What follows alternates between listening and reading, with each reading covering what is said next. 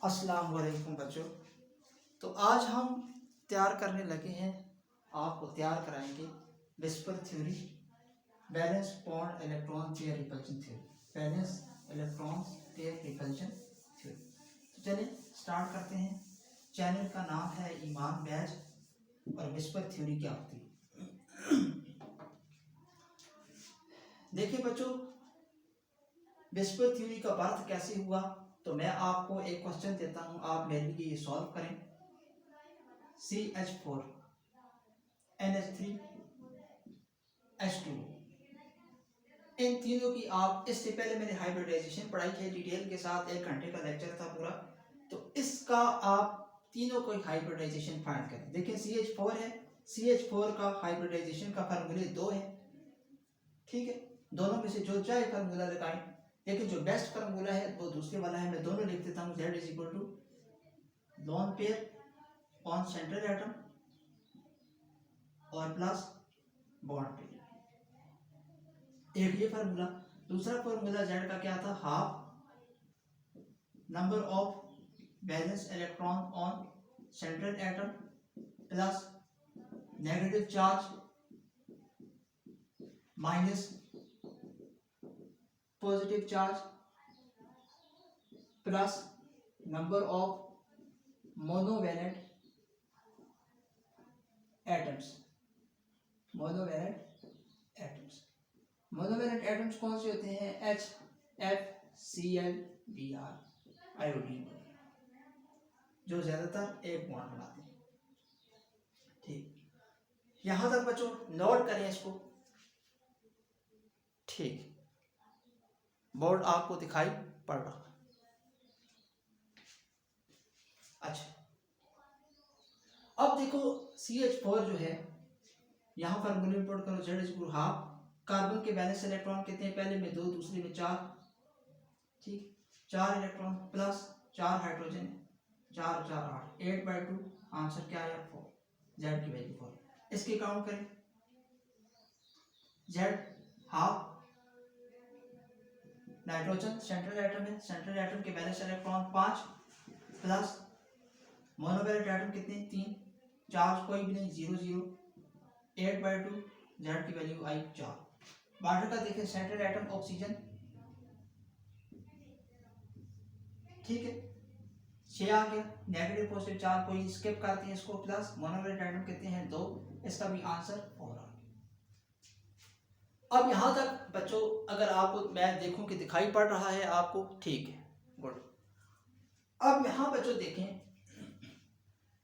Z क्या बताती है, हाइब्रिडाइजेशन बताती है। Z क्या बताती है, Z की जो टोटल वैल्यू है वो क्या बताती है, हाइब्रिडाइजेशन बताती है। Z की टोटल वैल्यू क्या बताती है, हाइब्रिडाइजेशन बताती है, ठीक है। अच्छा, हाइब्रिडाइजेशन क्या बताती है, हाइब्रिडाइजेशन आपको मॉलिक्यूल की ज्योमेट्री बताती है। हाइब्रिडाइजेशन आपको मॉलिक्यूल की ज्योमेट्री बताती है। अब जरा देखें, ये CH4 का मॉलिक्यूल है, Z की वैल्यू 4 है। जब Z की वैल्यू 4 हो तो हाइब्रिडाइजेशन क्या होती है, sp3, ये आपको कराया था इससे पहले लेक्चर में। Z की वैल्यू 4 हो तो हाइब्रिडाइजेशन होती है sp3, Z की वैल्यू 4 तो हाइब्रिडाइजेशन sp3। वाटर की हाइब्रिडाइजेशन क्या है, sp3। अमोनिया की क्या है, sp3। CH4 मीथेन की क्या है, sp3। तीनों की हाइब्रिडाइजेशन सेम है, तीनों की हाइब्रिडाइजेशन बच्चों सेम है, ठीक है। अच्छा, तीनों की ज्योमेट्री क्या है, sp3 हो तो ज्योमेट्री क्या होती है वो आपको एक टेबल दिखाया था, ठीक है। sp3 हो, इससे पहले वाले लेक्चर में sp3 हो तो क्या होती है ज्योमेट्री, टेट्राहेड्रल। मैं भी कोशिश करता हूं दोबारा आपको लिखा दूं। sp3 NH3 की कोई आपसे पूछे क्या ज्योमेट्री है तो आप बोलेंगे टेट्राहेड्रल। ट्राइगोनल पिरामिडल, वो इसकी शेप होती है, वो ज्योमेट्री नहीं होती। वाटर की टेट्राहेड्रल, वाटर की ज्योमेट्री क्या है, टेट्राहेड्रल। वाटर की शेप क्या होती है, वी शेप होती है। बैंड शेप की बात बाद में करेंगे, अभी फिलहाल आप देखेंगे किसकी बात कर रहे हैं बच्चों, ज्योमेट्री की। अच्छा, यहां मैं एक सेकंड में लिख देता हूं। Z की वैल्यू जब 2 हो तो लीनियर, Z की वैल्यू 3 हो तो ज्योमेट्री, G मतलब ज्योमेट्री है बच्चों। Z की वैल्यू 3 हो तो ट्राइगोनल, प्लानर, जेड की वैल्यू 4 हो तो टेट्राहेड्रल, जेड की वैल्यू 5 हो तो ट्राइगोनल, बाईपैरामिडल, जेड की वैल्यू 6 हो तो ऑक्टाहेड्रल। जेड क्या बताता है आपको? जेड आपको बताता है, जेड लोन पेयर और बॉन्ड पेयर टोटल वैल्यू जो है वो जेड होती है। लोन पेयर और bond pair, lone pair plus bond pair total value को क्या कहते हैं बच्चों? जेड कहते हैं। और जेड आपको क्या बताती है? Geometry of molecule. जेड का ताल्लुक किसके साथ है? ज्योमेट्री ऑफ मॉलिक्यूल के साथ। जेड की टोटल वैल्यू आपको क्या बताती है? जेड की टोटल वैल्यू आपको मॉलिक्यूल की ज्योमेट्री बताती है, शेप नहीं बताती। नोट करेंगे मेरा पॉइंट। जेड की टोटल वैल्यू आपको मॉलिक्यूल की ज्योमेट्री बताती है, मॉलिक्यूल की शेप नहीं बताती। अब मेरा आपसे एक क्वेश्चन है, देखो मीथेन का मॉलिक्यूल है, मीथेन में भी हाइब्रिडाइजेशन है sp3 और ज्योमेट्री टेट्राहेड्रल, अमोनिया भी sp3 टेट्राहेड्रल, वाटर भी sp3 हाइब्रिडाइजेशन और ज्योमेट्री टेट्राहेड्रल। फिर मैं आपसे एक क्वेश्चन पूछता हूं कि जो जो हमारे पास मीथेन का मॉलिक्यूल है उसके दरमियान जो एंगल होते हैं वो होते हैं 109 डिग्री। अमोनिया का जो मॉलिक्यूल है उसकी ये जो H के दरमियान एंगल होता है ये होता है 107 डिग्री। वाटर है जो, इसके दरमियान जो एंगल होते हैं वो होता है 104 डिग्री। तो ऐसा क्यों है? ये क्वेश्चन है बच्चों, ये क्वेश्चन है असल। समझ आ रही है आपको बात कि नहीं बच्चों? मीथेन, अमोनिया, वाटर तीनों मॉलिक्यूल की जेड की वैल्यू 4, मतलब कि तीनों मॉलिक्यूल की हाइब्रिडाइजेशन sp3, मतलब कि तीनों मॉलिक्यूल की ज्योमेट्री टेट्राहेड्रल। तो फिर क्वेश्चन ये पैदा होता है बच्चों यहाँ पर कि इसमें जो एटम्स हैं उसके दरमियान एंगल 109 डिग्री का है और अमोनिया के दरमियान एंगल 107 है, वाटर के दरमियान एंगल 104 है। ऐसा क्यों? हाइब्रिडाइजेशन के हिसाब से ऐसा होना चाहिए था, क्योंकि सारों की हाइब्रिडाइजेशन एक जैसी है, सारों की हाइब्रिडाइजेशन एक जैसी है। मेरे साथ बोलेंगे, सारों की हाइब्रिडाइजेशन एक जैसी है, सारों की ज्योमेट्री एक जैसी है। तो होना ये चाहिए था कि सब के दरमियान एंगल भी सेम आता। CH4 के दरमियान एंगल भी 109 होता, अमोनिया के दरमियान भी 109 होना चाहिए था, वाटर के दरमियान भी 109 होना चाहिए था। लेकिन ये एंगल कम होता जा रहा है। ऐसा क्यों हुआ? ऐसा क्यों हुआ? ऐसा क्यों होता है? ऐसा क्यों होता है? अमोनिया में एंगल 100 कार्बन CH4 से जब अमोनिया की तरफ आए तो एंगल 2 डिग्री कम हुआ, अमोनिया से वाटर की तरफ आए तो एंगल 2 डिग्री और कम हो गया। ऐसा क्यों होता है कि ये एंगल क्यों कम होता जा रहा है? हालांकि सबकी ज्योमेट्री भी वही, ठीक है, सबकी हाइब्रिडाइजेशन भी सेम, सबकी ज्योमेट्री भी सेम, तो फिर क्यों एंगल इनके दरमियान कम होता जा रहा है? यहां से बच्चों बात हुई है विस्पर थ्योरी। अब समझ आइए आपको, यहां से बच्चों बात हुई है विस्पर थ्योरी, ठीक है, यहां से बच्चों बात हुई है किसकी? विस्पर थ्योरी की बात हुई है बच्चों। मैं जल्दी से नोट कर रहा हूं, नोट कर लें बच्चों, पॉज करके नोट करें, मैं इसको अरेंज करने लगा हूं, जल्दी करें। ठीक, चल हो गया, चल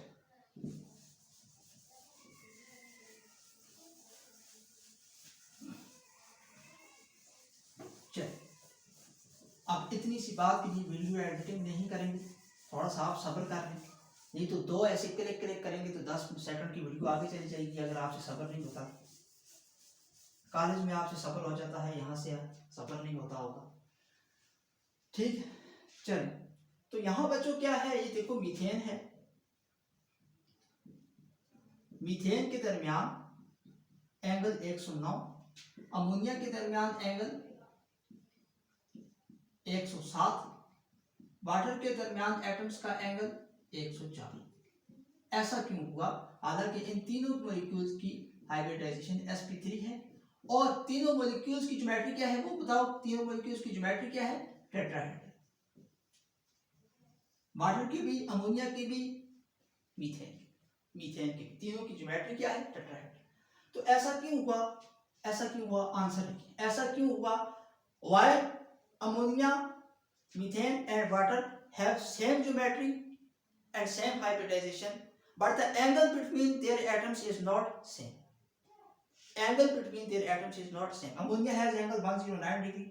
Ammonia has angle 107 degree. Methane has 109, and oxygen, water has angle 104 degree. तो ऐसा क्यों हुआ बच्चों? इस क्वेश्चन का आंसर है ड्यू टू डिफरेंट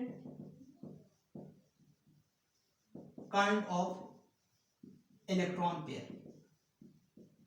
ऐसा इस वजह से हुआ क्योंकि due to different kind of electron pair different kind के हैं भाई, इलेक्ट्रॉन पेयर डिफरेंट काइंड के। यहाँ कितने इलेक्ट्रॉन पेयर हैं? जेड की वैल्यू कितनी है यहाँ बताएं। जेड की वैल्यू तो सब में 4 है, तो 4 वैल्यू क्या बताती है कि यहाँ 4 इलेक्ट्रॉन पेयर है। ठीक है, 4 इलेक्ट्रॉन पेयर।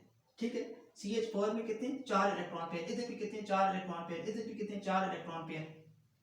जेड की वैल्यू क्या बताती है? जेड की वैल्यू आपको बताती है कि सारे इलेक्ट्रॉन पेयर कितने हैं, उसमें बॉन्ड पेयर भी आते हैं, उसमें लॉन पेयर भी आते हैं। ठीक है, जेड की वैल्यू क्या बताती है? Number of total electron pair, उसमें बॉन्ड पेयर भी आते हैं, उसमें लॉन पेयर भी आते हैं। अब जेड की वैल्यू मीथेन के लिए भी 4 है, अमोनिया के लिए भी 4 है, वाटर के लिए भी 4 है। यहाँ लिखता हूँ अमोनिया, CH4 और वाटर। क्वेश्चन ये है बच्चों कि सबकी हाइब्रिडाइजेशन, फिर सुन लें, सबकी हाइब्रिडाइजेशन और सबकी ज्योमेट्री सेम है तीनों की, sp3 और टेट्राहेड्रल, लेकिन सबके दरमियान जो एंगल है वो क्यों कम होता जा रहा है? Due to different kind of electron pair. क्या मतलब सर? मतलब ये है बेटा कि CH4 जो है उसमें चारों के चारों जो इलेक्ट्रॉन पेयर हैं, चारों के चारों जो इलेक्ट्रॉन पेयर हैं CH4 में, चारों के चारों जो इलेक्ट्रॉन पेयर हैं बच्चों, और चारों के चारों इलेक्ट्रॉन पेयर बॉन्ड पेयर हैं। 4 के 4 जो इलेक्ट्रॉन पेयर हैं वो क्या है बच्चों? बताएं शाबाश। Bond pair. चारों के चारों जो इलेक्ट्रॉन पेयर हैं वो क्या है आप बताएंगे? चारों के चारों इलेक्ट्रॉन पेयर वो है बॉन्ड पेयर। ठीक होगी? अच्छा, आगे देखिए। इसके बाद देखो अमोनिया में भी जेड की वैल्यू 4 थी, 4 इलेक्ट्रॉन पेयर थे, लेकिन इसमें 3 बॉन्ड पेयर हैं और 1 लोन पेयर है। वाटर पे देखो, वाटर में भी जेड की वैल्यू 4 थी, 4 इलेक्ट्रॉन पेयर मतलब है, लेकिन इसमें 2 लोन पेयर हैं और 2 बॉन्ड पेयर। मतलब कि due to different kind of electron pair ऐसा हो रहा है कि एंगल कम होता जा रहा है। Due to different kind of electron pair ऐसा होता जा रहा है कि एंगल कम होता जा रहा है। इधर 4 के 4 इलेक्ट्रॉन पेयर, चारों के चारों बॉन्ड पेयर। इधर जो 4 इलेक्ट्रॉन पेयर हैं उसमें से 3 तो बॉन्ड पेयर हैं, 1 2 3, 1 लोन पेयर है। यहाँ भी 4 इलेक्ट्रॉन पेयर हैं, लेकिन 2 लोन पेयर हैं और 2 बॉन्ड पेयर हैं। तो due to different kind electron pair मुख्तलिफ किस्म के हैं, तो इस वजह से एंगल भी मुख्तलिफ किस्म का आ रहा है। अब समझ आए कि नहीं? बॉन्ड पेयर, इलेक्ट्रॉन पेयर मुख्तलिफ किस्म के हैं, तीनों में इलेक्ट्रॉन पेयर मुख्तलिफ किस्म के हैं। इसमें चारों इलेक्ट्रॉन पेयर, चारों बॉन्ड पेयर, इसमें 4 इलेक्ट्रॉन पेयर, 3 जो है बॉन्ड पेयर, 1 लॉन पेयर और 3 बॉन्ड पेयर, और इसमें 4 इलेक्ट्रॉन पेयर हैं, 2 बॉन्ड पेयर, 2 लॉन पेयर, जिसकी वजह से मुख्तलिफ हैं तीनों में। ये देखो इधर क्या है 4, इधर क्या है 3 1 लॉन पेयर, इधर क्या है 2 लॉन पेयर 2 बॉन्ड पेयर, जिसकी वजह से एंगल कम हो रहा है, एंगल मुख्तलिफ आ रहा है, 109 160 104। तो बच्चों यहाँ से फिर आई है हाइब्रिडाइजेशन, यहाँ से आई है विस्पर थ्योरी, यहाँ से आई है विस्पर थ्योरी। और ये फिर हाइब्रिडाइजेशन का एक ड्रॉबैक समझे, हाइब्रिडाइजेशन का ड्रॉबैक समझे। और फिर यहाँ से एक बात हुआ किसका बच्चों? Whisper theory. ठीक है, वो आपने नोट कर लिया होगा। एक दफा फिर बोल देता हूँ, जेड की वैल्यू 2 हो तो नोट करें अपने पास की ज्योमेट्री लीनियर हो। जेड की वैल्यू 3 हो तो ट्राइगोनल प्लानर, जेड की वैल्यू 4 हो तो ज्योमेट्री टेट्राहेड्रल, जेड की वैल्यू 5 हो तो ट्राइगोनल बाइपैरेलल, जेड की वैल्यू 6 हो तो ज्योमेट्री ऑक्टाहेड्रल। ठीक है, यहां तक बच्चों हो गया नोट? ठीक है, चलो तो आपको पता चल गया कि किस तरह बात हुई विस्पर थ्योरी। अब यहां से आगे चलते हैं और अपने पास नोट करें आप।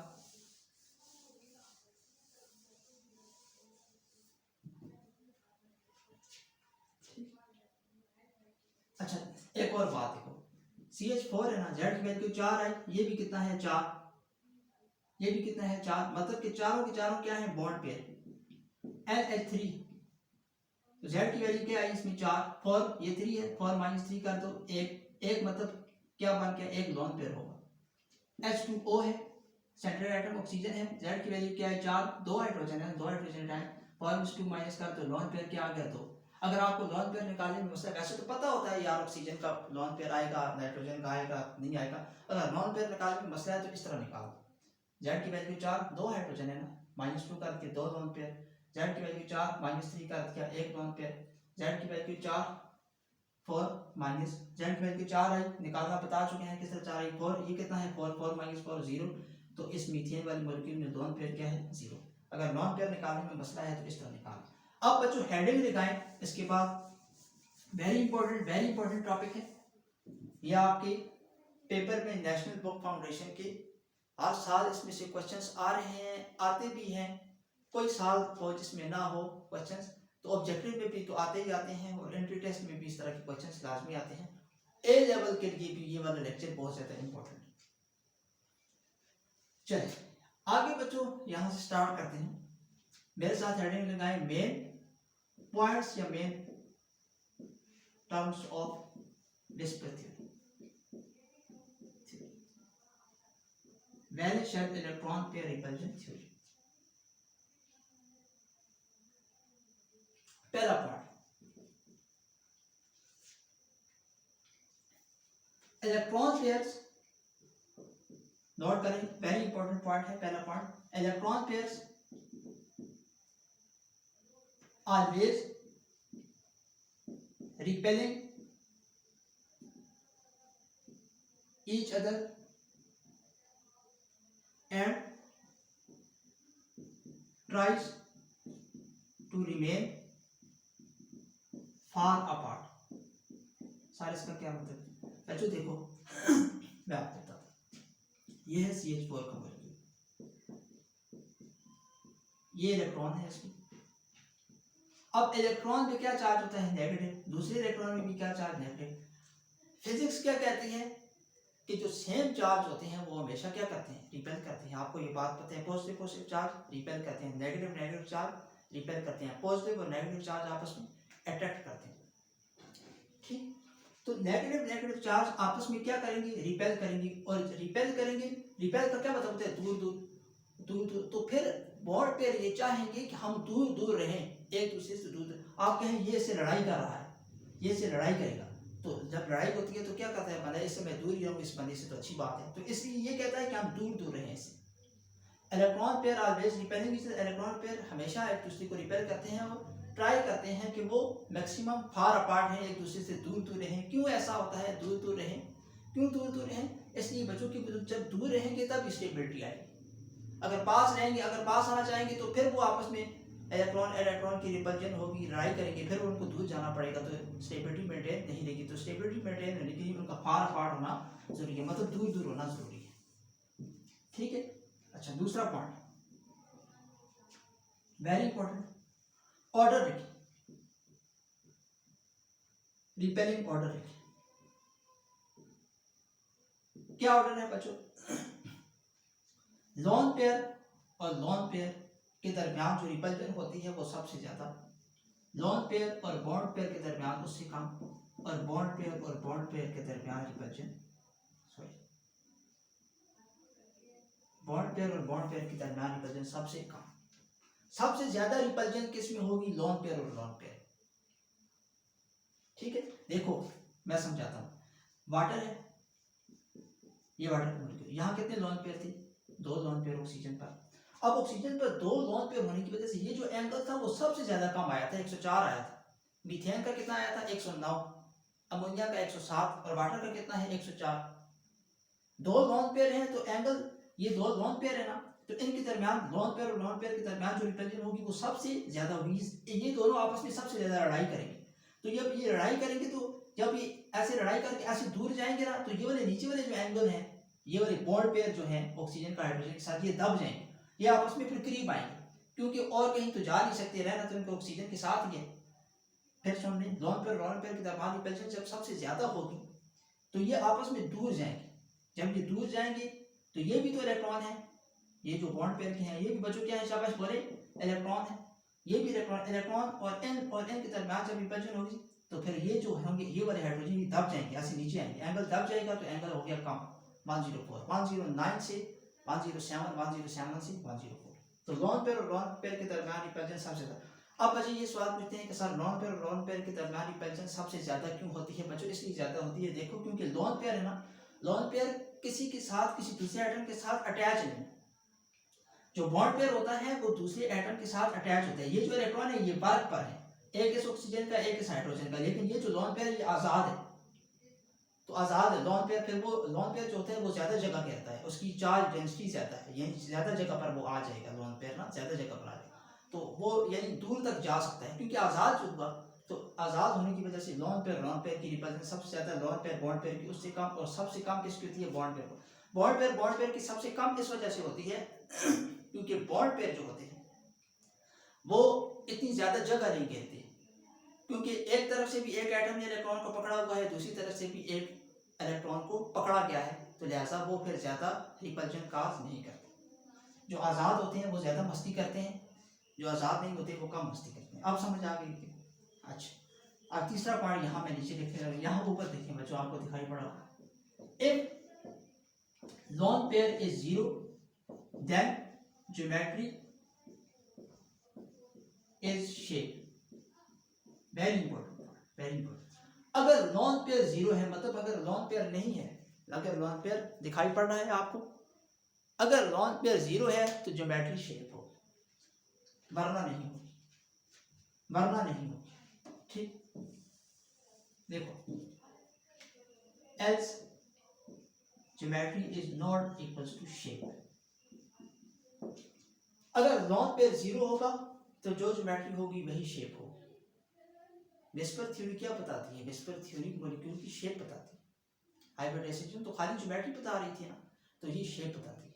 अभी हम क्वेश्चन करेंगे सॉल्व, टेंशन नहीं लेने का, टेंशन नहीं लेने का, अभी क्वेश्चन करेंगे, आपको सब कुछ डिटेल में समझाएंगे इंशाल्लाह, देखते हैं। तो दुरूद शरीफ नहीं पढ़ा तो अभी तक दुरूद शरीफ पढ़ें, अल्लाहुम्मा सल्ली अला मुहम्मदिन व अला आलि मुहम्मदिन बिअददी मादिन अल-जूदी वल करम। अगर लॉन पेयर जीरो होगा तो जो ज्योमेट्री होगी वही शेप होगी। अगर लॉन पेयर जीरो ना हो, यानी मॉलिक्यूल में लॉन पेयर हो, तो ज्योमेट्री में और शेप में फर्क होगा। ठीक, चल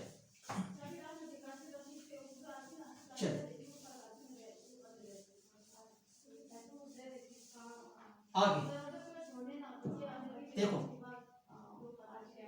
ये है मीथेन का मॉलिक्यूल CH4। ठीक, CH4 Z की वैल्यू क्या है इसमें? 4। ये क्या है? 4 4 माइनस 4 कर दें, लॉन पेयर आ गया 0, लॉन पेयर 0 है तो CH4 की ज्योमेट्री क्या है? टेट्राहेड्रल, और CH4 की शेप क्या है? Tetrahedral, shape tetrahedral. समझिए, CH4 में लॉन पेयर 0 है, कार्बन के ऊपर कोई लॉन पेयर नहीं है, सेंट्रल एटम कार्बन है, इसके ऊपर लॉन पेयर कोई नहीं, तो जो ज्योमेट्री की वही शेप है। कार्बन की ज्योमेट्री भी टेट्राहेड्रल, कार्बन की शेप, CH4 की ज्योमेट्री भी टेट्राहेड्रल, CH4 की शेप भी टेट्राहेड्रल। आगे सुनो, एज अभी दूसरा वाला पॉइंट समझो, दूसरा वाला पॉइंट शाबाश समझो, as geometry is not equal shape. अगर लॉन पेयर 0 नहीं है, जिस तरह NH3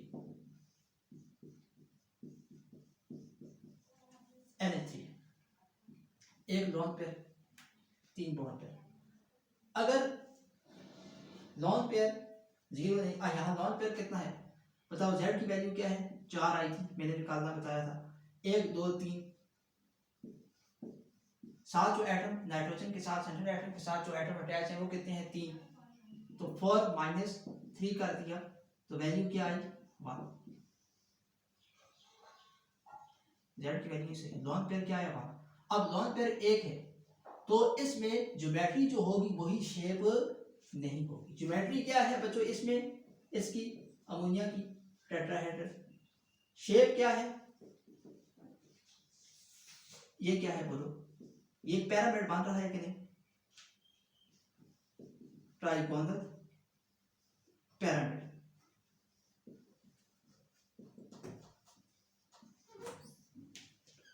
ट्राइगोनल पिरामिड।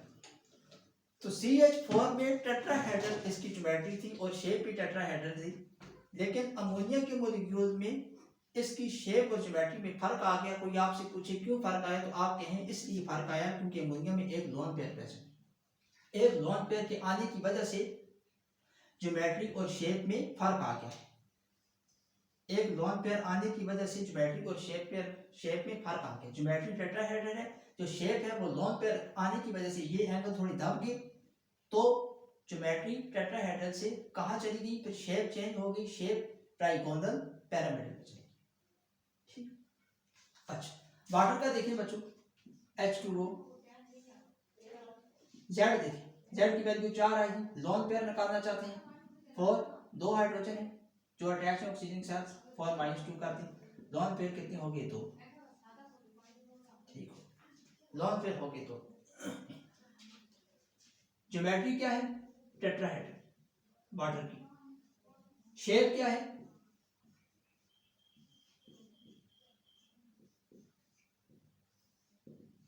शेप क्या है बच्चों, वी शेप या बैंड, बैंड के हैं या वी शेप के हैं। इस तरह देखो ना, ये वी बन रहा है, ये भी उल्टा वी बन रहा है, तो इसको वी शेप कहते हैं।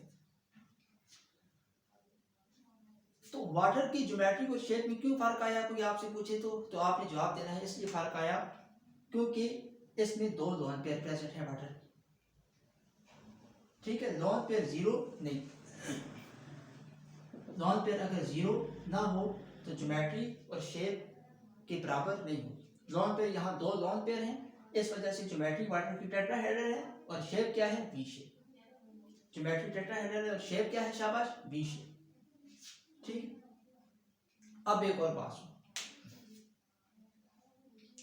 बच्चों, ज्योमेट्री जब आपने देखनी हो, किस चीज की ज्योमेट्री देखनी हो, तो आप ज्योमेट्री के लिए लोन पेयर और बॉन्ड पेयर दोनों के देखेंगे, देखना है।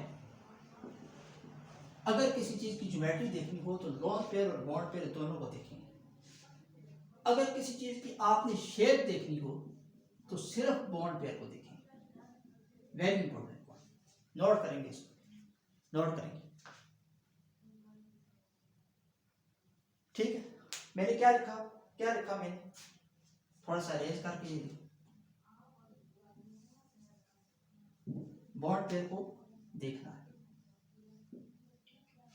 ज्योमेट्री किसी मॉलिक्यूल की देखनी है तो स्ट्रक्चर ड्रा करें और उसके लोन पेयर और बॉन्ड पेयर दोनों को देखना है। अगर शेप आपसे कोई पूछे तो सिर्फ बॉन्ड पेयर को देखना है, लोन पेयर को नहीं देखना। शेप का लोन पेयर से ताल्लुक नहीं होता, शेप का सराउंडिंग एटम से ताल्लुक होता है, शेप का बॉन्ड पेयर से ताल्लुक नहीं होता, शेप का बॉन्ड पेयर से ताल्लुक नहीं होता, शेप का लोन पेयर से ताल्लुक नहीं होता। या शेप को किससे मतलब है, सराउंडिंग एटम से। शेप का ताल्लुक लोन पेयर के साथ नहीं है, समझ आ गई कि नहीं। अब देखो ये वाटर का मॉलिक्यूल है आपके सामने, तो अगर आप ज्योमेट्री देखना चाहते हैं तो 1 2 3 4 देखें। 4 का क्या मतलब, टेट्राहेड्रल, तो ज्योमेट्री इसकी होगी टेट्राहेड्रल। अगर आप इसकी शेप देखना चाहते हैं तो ये ऐसे लोन पेयर के ऊपर हाथ रख लें, बाकी ये क्या है, 1 2 वी शेप, समझ आ गई कि। तो अगर आपने शेप देखनी है तो लोन पेयर को नहीं देखना, सिर्फ किसको देखना है, बॉन्ड पेयर को। बॉन्ड पेयर को सिर्फ किसको देखना है, बॉन्ड पेयर को, या सिर्फ किसको देखना है, सराउंडिंग एटम्स को देखना है। लोन पेयर के ऊपर हाथ रख लेना है, लोन पेयर को छुपा देना है, किसमें, जब शेप आपने देखनी हो। यहाँ देखो शेप मालूम करना चाहते हैं तो यहाँ लोन पेयर के ऊपर हाथ रखें, बाकी जो चीज बच गई 1 2 3, इसको क्या कहेंगे, शेप, और ये क्या है, ट्राइगोनल पिरामिड। समझ आ गई बच्चों की, समझ आ रही है आपको साथ साथ में। यहां तक बच्चों नोट करें, मैं इसको अरेंज करने लगा और मैं देखूं कि जरा वीडियो कहां तक पहुंची है, कितने मिनट्स की हुई है, क्योंकि कोशिश होती है कि 30-40 मिनट से लेक्चर ऊपर ना जाए, एक अलग लेक्चर बन जाए, वो उस तरह बेहतर होता है बच्चों के लिए फिर। ठीक है, तो ये 29 मिनट का लेक्चर हो चुका है इस वक्त, चलिए अभी और टाइम है तो पेपर। अच्छा देखो यहां तक बच्चों आपको समझ आई। अच्छा चलिए अब देखो यहां मैं लिखता हूं z की वैल्यू, ठीक, z की वैल्यू 2, लॉन पेयर, यहाँ बॉन्ड पेयर,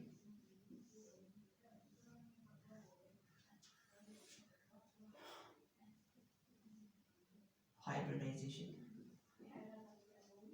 और यहाँ जी लिख देता हूँ, जी मतलब ज्योमेट्री। ठीक, जेड की वैल्यू 2i, ठीक है। एक लॉन पेयर कर देते हैं, एक बॉन्ड पेयर कर देते हैं। अब एक बॉन्ड पेयर होगा तो यार को उसकी कोई ज्योमेट्री तो कोई बनती नहीं है, कोई शेप उसकी बनती नहीं है। पर एक एटम है तो एक को साथ आप इस तरह लीनियर बोलने को आप उसको लीनियर बोल दो, लेकिन फायदा नहीं है। लीनियर शेप, लीनियर विधा भी होती है, सेंटर एटम के साथ दो अटैच हो। ठीक, तो क्या होगा, जेड की वैल्यू 2 है, जब जेड की वैल्यू 2 हो हाइब्रिडाइजेशन एसपी होती है, और ज्योमेट्री क्या होती है बच्चों, लीनियर। ठीक, और इसमें क्या हो सकता है, देखो दो जो है लॉन पेयर हो और बॉन्ड पेयर 0 हो। ठीक, इस तरह तो हो नहीं सकता। अब जेड की वैल्यू 3 की देखो, लॉन पेयर जेड की वैल्यू अगर 3 है, जेड की वैल्यू क्या है, total bond pair plus lone pair. Z की वैल्यू अगर 3 हो तो लॉन पेयर, एक लॉन पेयर कर दें, दो बॉन्ड पेयर कर दें। हाइब्रिडाइजेशन इसकी बताएं, जेड की वैल्यू 3 तो हाइब्रिडाइजेशन sp2। ठीक, ज्योमेट्री क्या होगी, ट्राइगोनल। बताएं शाबाश, ज्योमेट्री क्या होगी, ट्राइगोनल।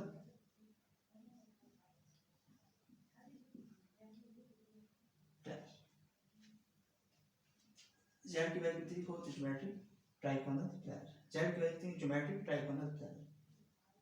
अच्छा, यहाँ तक बच्चों नोट करें, मैं साथ वाला रेस कर दूँ, जरूरत पड़ेगी इस बोर्ड।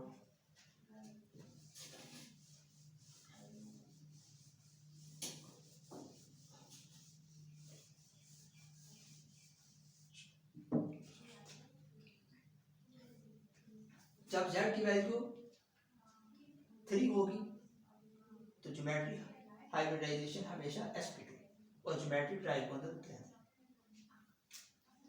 ठीक, ट्राइगोनल प्लेनर। अब शेप देखो इसकी क्या होगी, एक लॉन पेयर है, दो बॉन्ड पेयर है, एक लॉन पेयर है, दो बॉन्ड पेयर, एक लॉन पेयर है, दो बॉन्ड पेयर है, तो इसकी क्या होगी, वी शेप। ठीक है, दो बॉन्ड पेयर, एक लॉन पेयर, वाटर का मॉलिक्यूल, अमोनिया का सॉलिड मॉलिक्यूल, यहाँ वी शेप। अगर ऑक्सीजन आ जाए, दो लॉन पेयर हो तो ये वाली बनेगी। अगर एक हो, जिस तरह यहाँ पर एक लॉन पेयर है और दो बॉन्ड पेयर, एक लॉन पेयर हो और दो बॉन्ड पेयर हो, तो इसकी मिसाल देखें क्या हो, एक लॉन पेयर हो किसी चीज पर, देखें एक लॉन पेयर और दो बॉन्ड पेयर हो। ठीक है, तो कौन सा मॉलिक्यूल होगा, एक लॉन पेयर और दो बॉन्ड पेयर वाला, सोचें। ठीक, दो लॉन पेयर हो बच्चों, दो बॉन्ड पेयर हो तो वाटर। ठीक, वी शेप मॉलिक्यूल, इसकी वी शेप हो। ठीक, देखो अब यहां देखो आगे, z इज इक्वल टू 3, 1 और 2। अगर z की वैल्यू 3 है और आप एक काम करें, ठहरे, यहाँ इसको हम कर देते हैं 3 की 3 बॉन्ड पेयर और लॉन पेयर पे 0 कर देंगे, तो शेप हो जाएगी, जो ज्योमेट्री है वही शेप होगी, शेप ट्राइगोनल प्लेनर। ठीक होगी, यहाँ तक बताएं, समझ आई।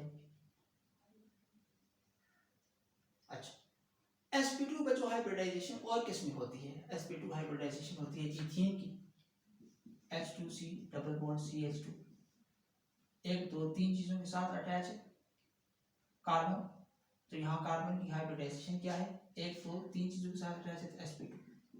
ठीक, यहाँ तक नोट, ठीक हो,